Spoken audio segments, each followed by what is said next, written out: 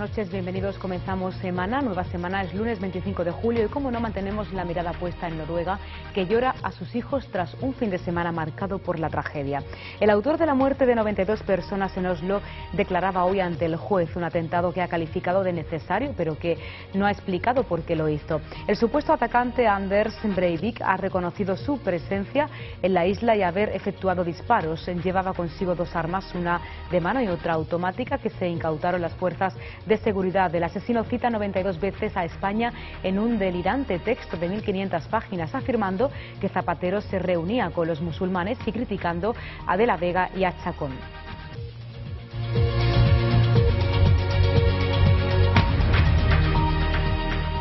Y en España, el alcalde de La Faz del Pi, Vicente Arqués, ha trasladado sus condolencias a los ciudadanos noruegos tras el atentado con víctimas mortales en una comunidad donde residen más de 2000 noruegos.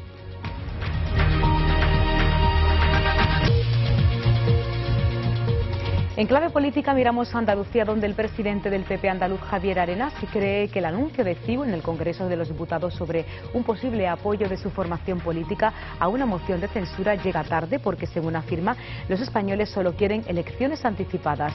En este sentido, afirma Arenas que lo que procede son elecciones generales de inmediato, ya que los españoles y en concreto los andaluces lo demandan cuanto antes, además por separado. Por otro lado, se ha referido a la reunión que esta tarde mantienen el presidente de la Junta, José Antonio Griñán, con el candidato socialista Pérez Rubalcaba en Sevilla. Arenas critica que este nunca se ha mostrado en compromiso con Andalucía y critica que el motivo de la reunión sea la campaña electoral. Y día trágico en Sevilla, donde dos personas han muerto y otra ha resultado herida grave en un choque frontal entre dos vehículos en el término municipal de Utrera. Los fallecidos son el conductor de uno de los vehículos, de 28 años, y su acompañante de 50, ambos vecinos de Algodonales. En Cádiz, el conductor del otro coche está herido grave. El accidente se produjo esta mañana pasadas las 8:40. En cuanto al fin de semana, 6 personas han fallecido en los 5 accidentes mortales de tráfico registrados desde las 3 de la tarde del viernes a las 8 de la noche de ayer domingo. Y hoy, 25 de julio, es Santiago Apóstol, patrón de España, de Galicia y de decenas de ciudades fundadas en su nombre dentro y fuera de España, como Santiago de Chile o Santiago de Cuba. La tradición católica atribuye a Santiago Jacob la evangelización de Hispania cuando regresó a Jerusalén y fue martirizado y decapitado, convirtiéndose en el primer mártir. Hoy el Camino de Santiago, que es el patrimonio de la humanidad, se ha convertido en una gratificante experiencia para peregrinos de todos los lugares del mundo.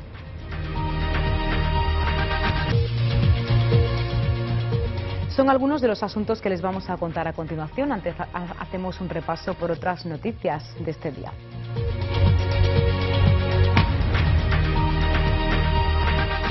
Los sindicatos anuncian un otoño con protestas semana a semana. Advierten que la patronal de que alcanzan acuerdos en negociación colectiva o la conflictividad subirá a niveles desconocidos.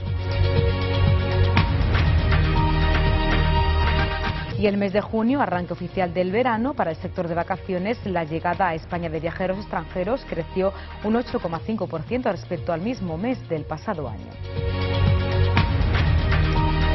La crisis agudiza el ingenio y falta de ladrillo. El cemento se pretende fomentar las casas de adobe, una fórmula a la que ahora vuelven su mirada ecologistas, arquitectos y organizaciones solidarias.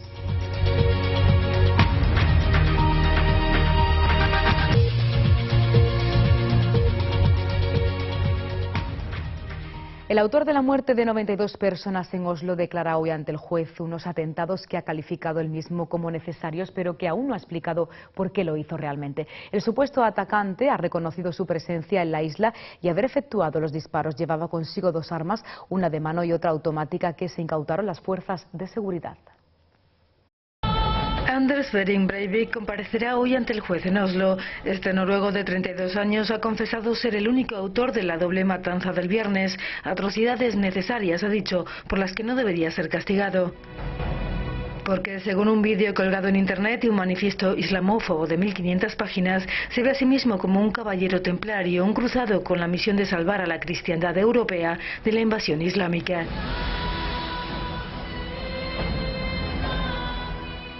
Se presentará para su encarcelación. Ha dicho que quiere dar explicaciones, ha anunciado su abogado. Este es un caso que no habíamos visto nunca en Europa. Legalmente también es muy especial, único en toda su crueldad. En su manifiesto, Breivik incluye un diario sobre la preparación de los ataques y acusa directamente al jefe de gobierno español, José Luis Rodríguez Zapatero, de entregar su país a los musulmanes y a la inmigración masiva y de haber alcanzado el poder gracias a Al-Qaeda. En algunos pasajes, el asesino confeso describe el temor a haber sido descubierto que le causaba la visita de desconocidos a la granja tapadera desde la que lo organizaba todo. Breivik se enfrenta a una condena máxima de 21 años de cárcel. Y hoy se celebraba los funerales en memoria de las víctimas de los atentados en Oslo. La catedral es el lugar donde se vela por la vida de los 93 cuerpos. El autor confeso usó un tipo de munición especial prohibida en las guerras. Un país entero en duelo. La catedral de Oslo es el lugar que cataliza el dolor de toda una nación. Anoche, otra vigilia recordó a las 93 víctimas ya del doble ataque que sacudió el viernes al país escandinavo. Y cuantos más detalles se conocen, más incomprensibles parecen los actos cometidos por el ultraderechista Anders Behring Breivik. Utilizó munición prohibida para hacer el mayor daño posible. Las balas expansivas, dum-dum, explotan dentro del cuerpo, provocando heridas muy graves. El domingo por la tarde tuvo lugar en la catedral una ceremonia religiosa en la que participaron el primer ministro Stoltenberg y el rey Harald.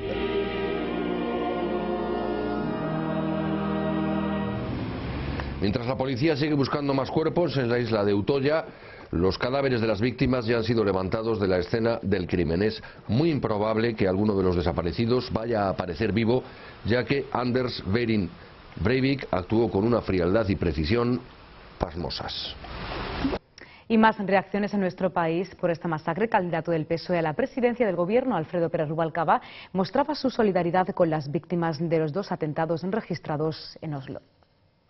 Yo no tengo más remedio que empezar expresando lo que creo que es un sentimiento compartido de todos, la solidaridad con los fallecidos, con las víctimas, con sus familias, con las familias de las víctimas, con las familias de los heridos, la solidaridad, por supuesto, con los jóvenes socialdemócratas, la solidaridad en conjunto con el pueblo noruego que hoy está sufriendo algo que nosotros sabemos que duele especialmente, que es la irracionalidad del terrorismo.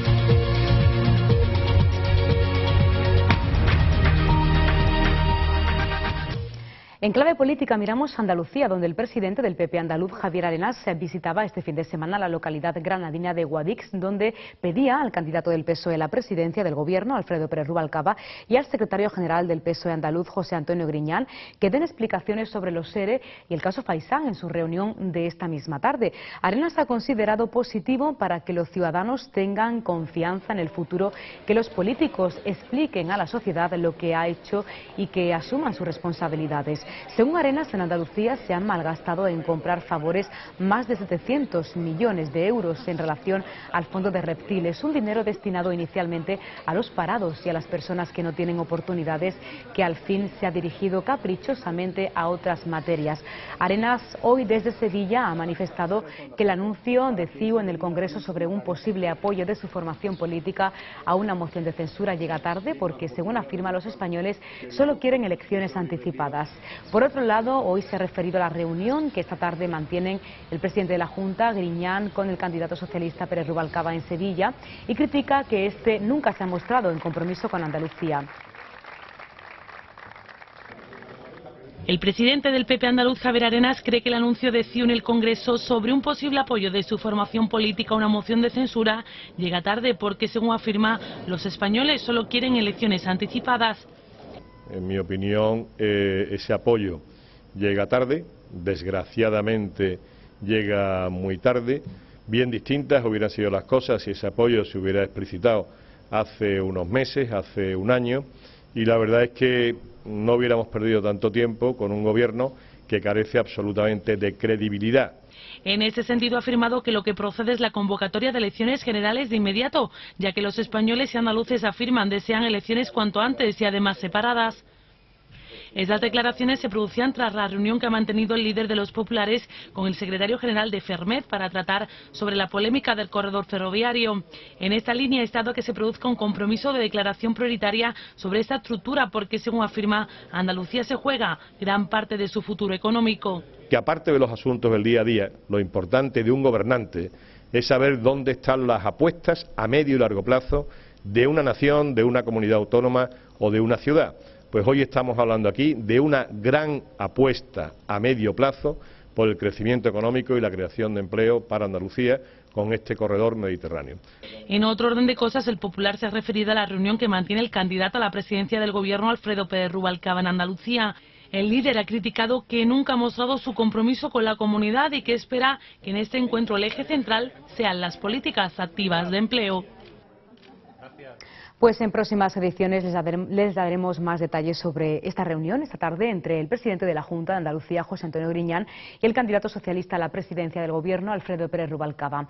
Hoy la secretaria de Organización del PSOE andaluz, Susana Díaz, que ha hecho alusión a este encuentro entre Griñán y Rubalcaba, una reunión para perfilar y coordinar la agenda y esfuerzos para llevar a cabo una intensa campaña electoral. Por cierto, que el PSOE andaluz no contempla otro escenario distinto al de la celebración de las elecciones generales y andaluzas en marzo, porque tanto el presidente del Gobierno, José Luis Rodríguez Zapatero, y el presidente de la Junta, José Antonio Griñán, han expresado que quieren agotar la legislatura. Preguntada sobre posible fecha de las elecciones generales y andaluzas, ha recordado que Zapatero y Griñán expresan su intención de agotar estos meses, por lo tanto no contempla otro escenario diferente.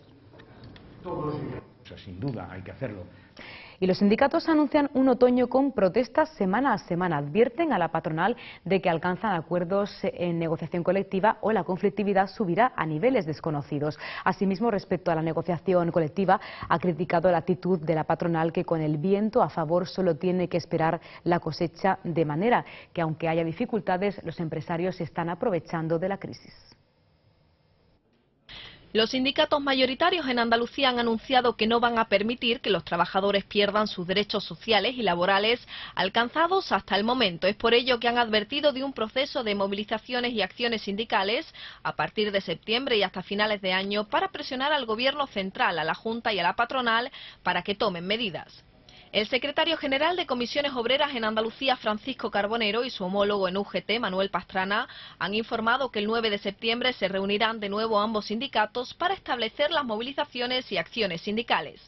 Carbonero ha señalado que van a reclamar cambios en la reforma laboral, ya que solo ha aumentado el desempleo y significan una puerta abierta hacia la economía sumergida. Primera reivindicación, además, combatir la economía sumergida y el fraude fiscal.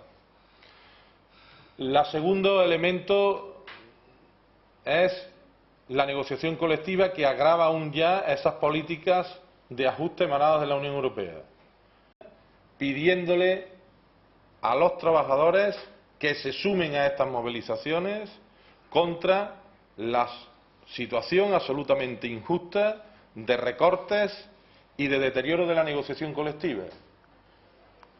Y advertencia a los empresarios: esto no solo va con el Gobierno, esto va también con los empresarios de Andalucía.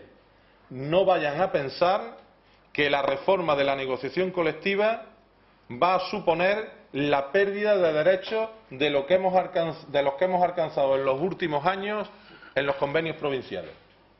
El secretario general de UGT en Andalucía ha insistido en que ya se han agotado todas las vías posibles de negociación y que estas movilizaciones serán en defensa del empleo, porque se está inyectando dinero a bancos, cajas de ahorro y empresas y solo devuelven despidos y el cierre del grifo en los créditos, lo que supone un castigo permanente a los trabajadores. Movilizaciones puntuales semana a semana frente a la ofensiva del capitalismo, que en sus variables más agresivas en estos momentos pretende acabar con los derechos laborales de los trabajadores y de las trabajadoras. Por eso han impuesto la reforma laboral a los gobiernos, por eso han impuesto la reforma de la negociación colectiva.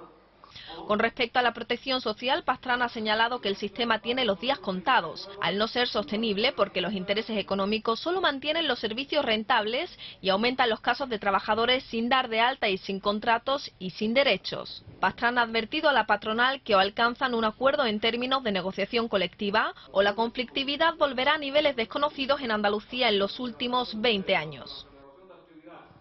Y las principales oficinas de Caja Mediterráneo del centro de Alicante han abierto hoy sus puertas con aparente tranquilidad, en la que se supone la primera jornada de atención al público tras la intervención de la entidad financiera del Banco de España por parte de esta entidad. Una intervención que se aprobó el viernes por el Banco de España para dotarla de una línea de crédito de 3.000 millones de euros y capitalizarla con 2.800 millones con la compra de acciones, lo que hace que el Estado controle entre un 80 y un 85% del capital de la entidad.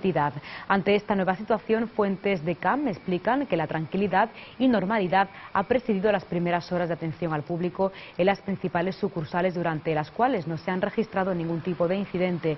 Los clientes, por su parte, transmiten su serenidad momentánea ante la intervención de la Caja alicantina y su escepticismo ante posibles consecuencias sobre el dinero que mantienen depositado en la entidad.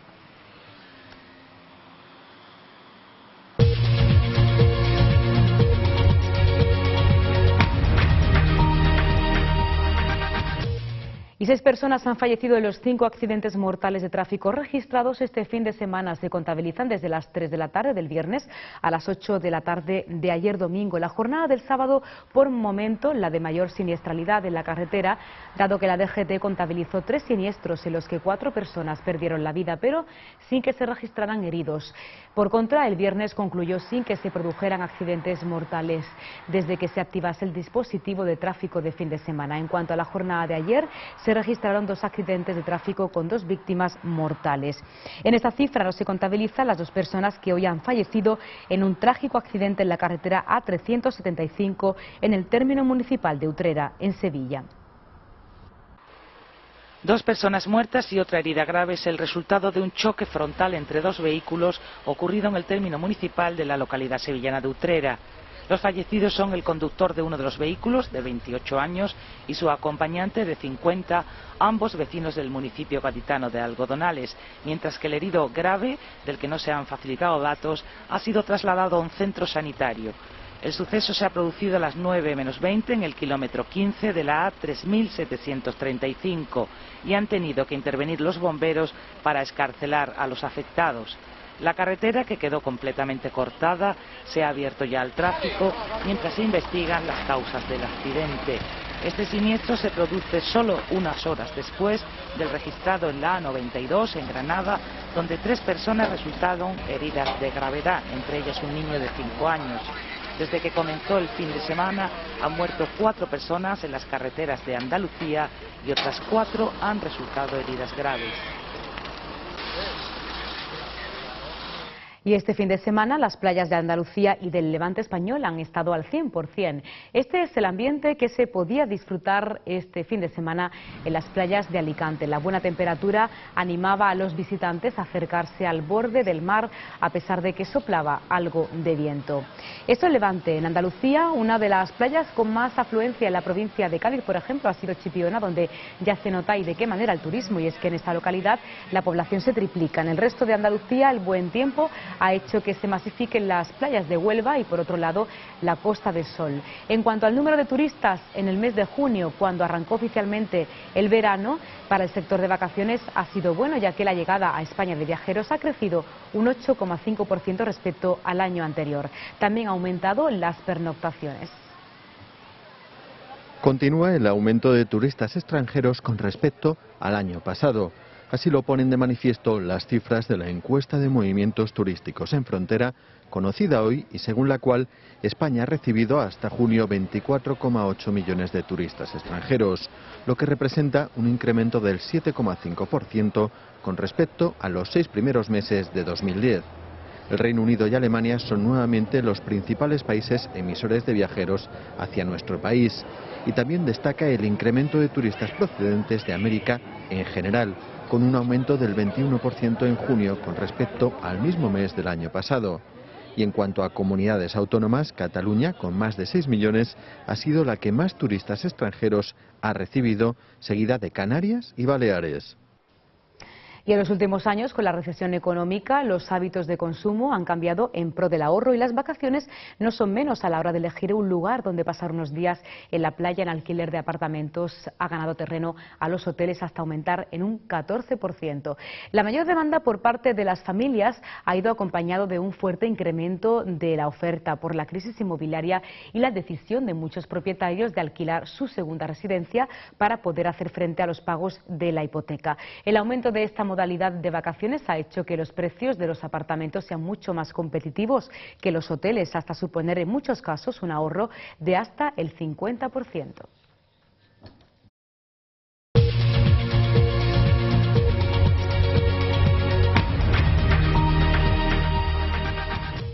Y descubiertas tumbas de peregrinos en las inmediaciones de una iglesia en Navarra.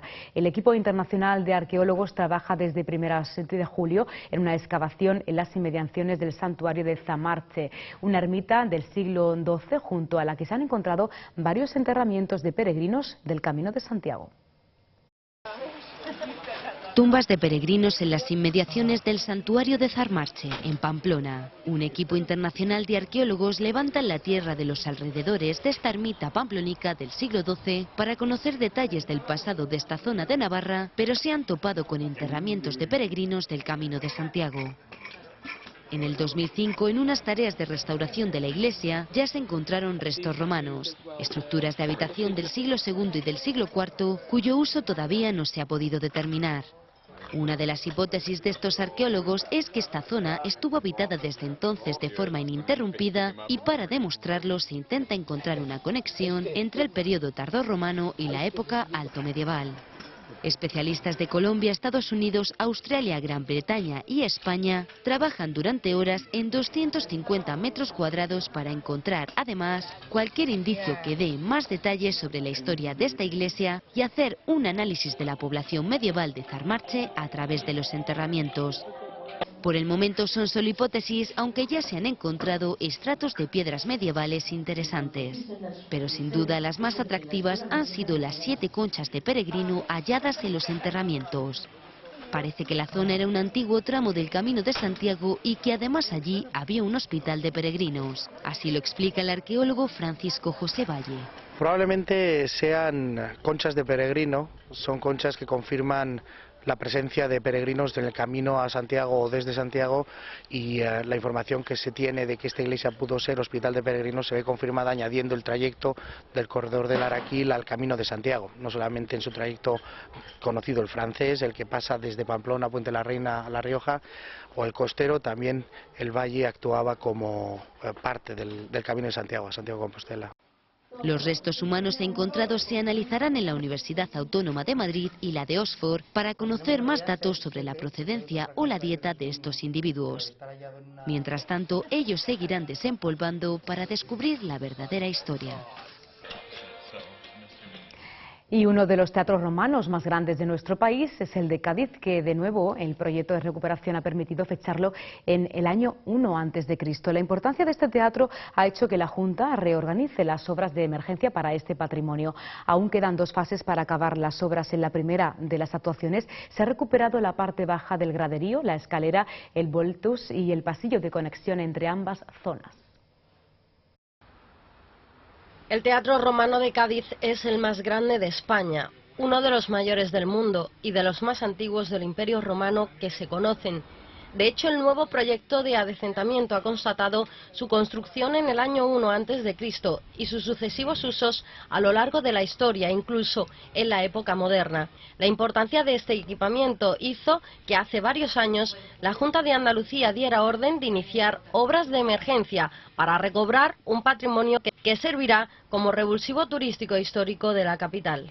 Pero no solo desde el punto de vista arqueológico y de lo que supone de conocimiento y de disfrute de la historia de España y de Cádiz en este caso, sino también porque compone un elemento esencial de la apuesta que la cultura significa para Cádiz capital y para su provincia, ¿no? En esta primera fase se han recuperado la parte baja del graderío, la escalera, el volteus y el pasillo que comunicaban la zona noble, además del arranque de la orquesta. Otro de los importantes hallazgos ha sido uno de los vomitorium, que servirá como acceso del Centro de Interpretación de Visitantes una vez abierto al público. En este proyecto, coordinado por la Universidad en colaboración con la Consejería, se están invirtiendo más de 1,5 millones de euros. Ya se ha recuperado un 30% de la superficie total de escena, además de decoración muy significativa que ha verificado datos recogidos en la investigación de documentos de la época. Son el hallazgo de 3 columnas reutilizadas en época tardorromana, pero son columnas del teatro, son columnas de ónice, por tanto han permitido verificar los datos que tenemos de las fuentes literarias de los autores antiguos que hablaban de la ornamentación del gran teatro de Balbo de Cádiz con ónice, probablemente procedente del norte de África. De la historia de la ciudad, que comían o cómo se divertían desde los tiempos de los romanos, la época medieval o la taifa. Y seguimos en el siglo I a.C. porque el arquitecto de Julio César, Marco Vitruvio Polión, utilizaba cal, arena y agua para levantar las casas. Era la fórmula mágica de la construcción de entonces, el mortero de cal, un sistema al que ahora vuelven su mirada ecologistas, arquitectos y organizaciones solidarias.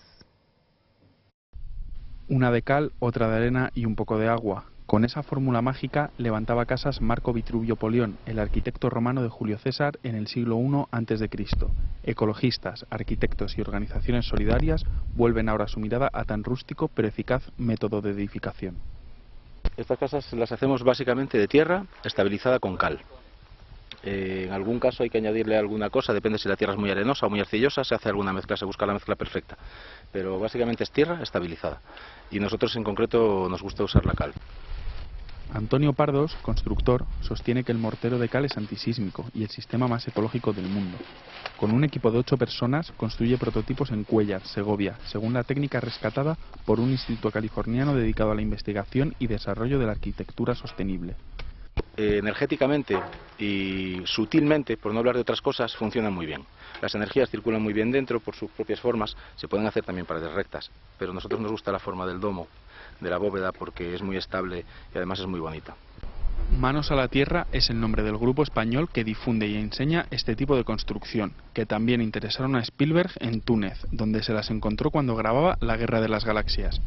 Se estima que unos 80 metros cuadrados de vivienda tienen un coste de 15.000 euros, sin contar la instalación eléctrica, entre las que se recomiendan sistemas de geotermia, energía eólica, fotovoltaica y de biomasa. La asociación propone la autoconstrucción para mantener el precio. Si se encargan ellos, sube a 800 euros por metro cuadrado. Es cuestión de presupuesto y ganas de ensuciarse las manos.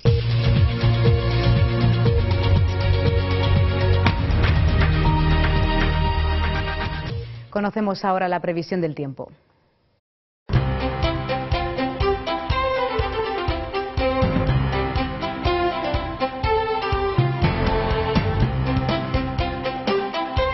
Actualmente tenemos una zona de altas presiones que se ha situado en el Océano Atlántico frente a las costas de Irlanda y que nos envía vientos del noroeste, sobre todo a la zona del mar Cantábrico, donde el aire será más fresco, más seco.